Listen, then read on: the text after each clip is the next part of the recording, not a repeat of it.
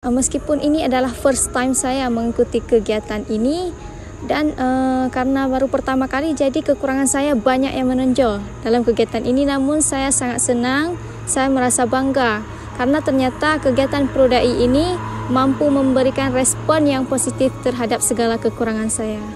Manfaat bagi kami yang bisa kami ambil untuk pelajaran kami dari kegiatan latihan fasilitator ini, kami sudah tahu, maksudnya kami bisa mengintrospeksikan diri bahwa selama ini kami masih minim sekali, maknanya kami masih ada sifat kami yaitu rasa ego, rasa egois ini ya, yang dimana kalau kita tanya bolehkah ego terhadap santri ataupun anak didik, ya tentu tidak boleh.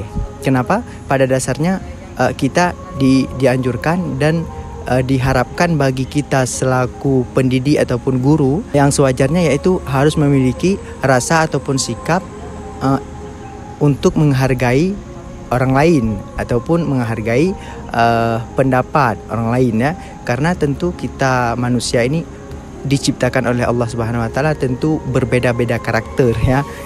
Tentu itu manfaat kegiatan yang kami ikuti selama ini, yaitu aktivitas itu pelatihan fasilitator ini ya. Ya, alhamdulillah selama 4 hari ini banyak hal baru yang bisa saya dapatkan dalam kegiatan Prodai ini. Salah satunya yaitu dalam rangka pengenalan emosi.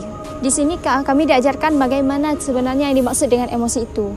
Dulunya saya menganggap cara meluapkan emosi itu ya dengan marah-marah, gak jelas, lampiaskan ke semua orang itu kan.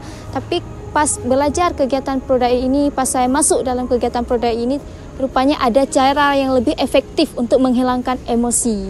Dan itu bikin saya tertarik.